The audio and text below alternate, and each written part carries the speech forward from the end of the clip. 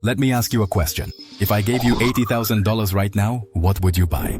Maybe a down payment on an apartment, a couple of new cars, or the trip of a lifetime around the world. But what if I told you there's a brand that has managed to get thousands of people every year to spend that same amount on an object that barely weighs 150 grams and tells the same time as your phone?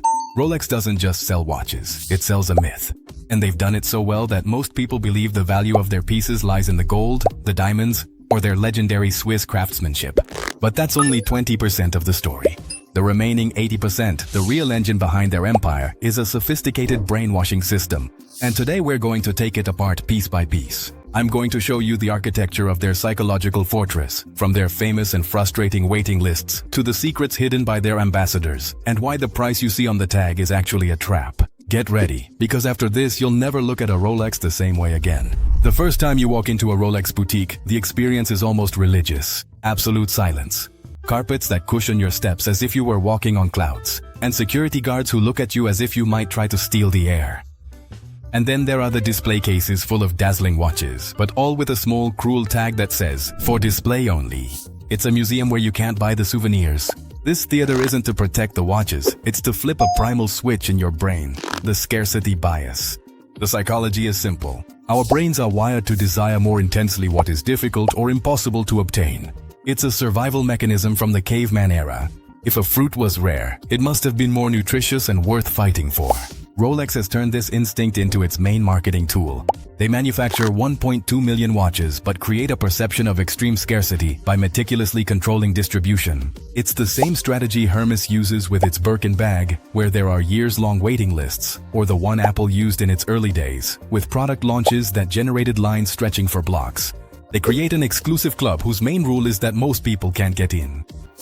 Basically, Rolex is the toxic X of the luxury world. The more it ignores you, the more you want it. The subliminal message is clear. It's not you who chooses Rolex, it's Rolex who chooses you. But denying you entry is just the first move in their chess game. Once they've got you obsessed with the idea of belonging, they introduce their next weapon, a much subtler one. When a salesperson finally decides you're worthy of their attention, they won't offer you the platinum Daytona you saw on a celebrity's wrist. No, they'll say something like, "To access those models, you first need to build a purchase history with us." Building a purchase history is the most elegant euphemism I've ever heard for saying, spend a ton of money on things you didn't want just to get the chance to spend even more on what you actually do want. This is the foot in the door technique taken to the extreme of luxury. They start by asking you for a small commitment, like buying an entry-level model, an Oyster Perpetual or a Steel Datejust, a watch that costs only between $8,000 and $15,000. Once you've made that first purchase, you're already inside the system. You're no longer a stranger, you're a customer. And this is where Rolex stops selling products and starts managing your customer lifetime value, or CLV. Their goal isn't a $15,000 sale, but rather a relationship that brings them at least $100,000 over the years.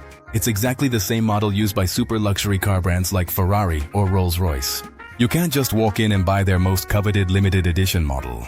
You have to be a loyal customer, having bought several of their lesser models first.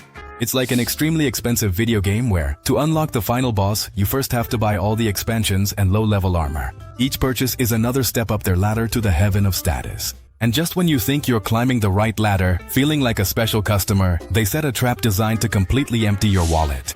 Imagine this scene. You've been on the waiting list for 2 years. You've built up your purchase history. Finally, you get the call. The salesperson invites you to the back room, a private sanctuary where they're finally going to offer you something. And they present you with 3 options laid out on a velvet cloth. This is where your brain, without you realizing it, goes into short-circuit mode. They show you a beautiful yellow gold day date, a classic, $45,000. Your brain immediately locks onto this number as a reference point. This is the anchoring effect. Everything that comes after will be measured against those 45,000. Option B, the decoy. Next to it, they place another day date, also in gold but with a less attractive dial, a slightly outdated design. They tell you that this model, because of its features, costs $75,000. You look at it and think, it's nice, but it's not worth $30,000 more than the first one. This watch is the decoy product. Its only function in the universe is to make the third option seem like an irresistible bargain. Option C, the target. Finally, they reveal the crown jewel, a spectacular white gold day date with a mesmerizing ice blue dial and subtle diamond hour markers. It's the watch of your dreams. It's perfect. and the price is $80,000. Now look at what happens in your mind. You rule out option A because, after seeing C, it seems plain to you. You rule out option B because it's clearly a bad deal. For just $5,000 more, you have option C, which is infinitely superior. Suddenly, spending $80,000 not only seems reasonable, but it actually seems like a smart decision. You've just fallen victim to one of the oldest and most effective marketing tricks. Behavioral economist Dan Ariely demonstrated this effect in his famous book, Predictably Irrational. In an experiment, he offered his students 3 types of subscriptions to The Economist magazine. Online only for $59, print only for $125, or print plus online for $125. Which do you think was the most popular option? The combined one. And the least popular? The print-only option. In fact, no one chose it. So why include it? Ariely removed it and offered only 2 options again. Online for $59 and print plus online for $125. The result? Most people chose the cheaper option. The useless $125 print-only option wasn't there to be chosen. It was a decoy. Its only purpose was to make the $125 combo option seem like an incredible deal by comparison. But price and availability are just the mechanics. The real dark magic of Rolex lies in what they tell you without saying a single word. No one in their right mind spends $80,000 on an object that tells the same time as a $100 phone. We don't buy the function, we buy the story. And Rolex is arguably the best storyteller in the business world. They don't sell watches, they sell milestones of humanity packaged in a green box. They show you James Cameron emerging from the Mariana Trench with a Rolex on his wrist. They show you Roger Federer raising his 20th Grand Slam with a Rolex, presidents signing historic treaties, explorers conquering Everest. Every ad, every sponsorship, every photo is a chapter in their mythology. This barrage of narrative marketing creates an indelible mental association. According to a study by the analytics firm Brandwatch, more than 70% of mentions of Rolex on social media are linked to concepts like success, achievement, or legacy. They don't even need to say they're the best. They simply place themselves alongside the best until, by osmosis, their image merges with theirs. It's the same thing Nike does. They don't sell sneakers. They sell the idea that you can surpass your limits. Just do it. When you buy a Rolex, you're not buying a piece of 904L steel and Swiss gears. You're buying a ticket into that narrative. You're not buying a device to tell time. You're buying a ticket to feel like Paul Newman for a day. Even if the riskiest thing you do that day is choose between whole milk or oat milk for your coffee. And if the story they tell you isn't enough, they make sure you see it spontaneously in all the people you admire. Rolex has its official ambassadors, like the aforementioned Federer or Cameron. Those are the uniformed soldiers of their army. But their most powerful weapon is their army of guerrillas, the celebrities who wear their watches without any advertising contract in sight. Think of Jay-Z, of Drake with his collection of more than 140 Rolexes, of the Kardashians, of countless actors and musicians. Do you really think all of them went through the waiting list and paid full price? Of course not. This is the most sophisticated version of social proof. The strategy is brilliant in its subtlety. It's not a paid advertisement, which tends to generate distrust. It's a gift or a product placement that is perceived as a personal choice by the celebrity. When you see Drake with a rare Rolex, you don't think he got paid. You think Drake has such good taste that he chose Rolex. The brand absorbs the celebrity's coolness in an organic way. This method is as old as branding itself. Back in the 60s, they gave Elvis Presley a gold King Midas.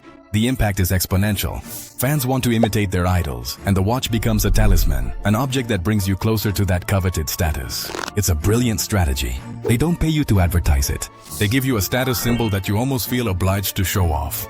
It's like bribing someone with a trophy. You're probably thinking, okay, you've convinced me, but I buy a watch for its engineering, for its history, not for the marketing. And you're partly right. Rolex makes mechanically excellent watches, but their true genius is convincing you that spending thousands of dollars isn't an expense, but an investment. This is where the secondary market, or gray market, comes into play. Because of the artificial scarcity they create, many Rolex models are sold immediately after leaving the store for double or triple their official price. A steel Daytona that costs about $15,000 in the store can reach $35,000 or $40,000 on the resale market. This reality creates a powerful psychological safety net. Your brain, which is an expert at avoiding the pain of loss, a bias known as loss aversion, needs to justify such a large expense. The secondary market gives it the perfect excuse. You tell yourself, in the worst case scenario, I can sell it and get my money back or even make a profit. I'm not losing anything. Your brain, desperate to justify the expense, shouts, I'm not spending, I'm investing. I'm a financial genius with a nice watch. Rolex doesn't officially control this market, but it benefits enormously from it. It reinforces its myth of scarcity and value. Every news story about a Rolex sold at auction for a record price is free publicity that strengthens its image as a tangible asset. It's like buying a work of art from a famous artist. Its value doesn't lie in the canvas and paint, but in the signature and the story surrounding it. Rolex has managed to turn its watches into little portable shares of Success Inc. That's how the circle closes perfectly. They make you desire what you can't have. Artificial scarcity. Second, they prepare you in a solemn environment, so you let your guard down. Temple of exclusivity. Third, they manipulate your perception of price with an extremely expensive anchor, a diamond anchor. Fourth, they associate it with success and greatness, so you see it as a symbol, not just an object. Army of ambassadors. And finally, they give you the perfect excuse to rationalize the purchase as a smart investment. The Swiss bank illusion. It's a symphony of psychological manipulation executed with the same precision as its internal mechanisms. You're not buying an $80,000 watch. You're buying a certificate of status, a story to tell, a dose of self-esteem, and an apparent sense of financial security. All in one. The genius of Rolex doesn't lie in the engineering of its movements, which is impeccable, but in the engineering of our desire. They have built a cathedral of aspiration where the product itself is almost secondary. So the next time you see that five-pointed crown, ask yourself, is it a marketing masterpiece or the ultimate scam in consumer psychology?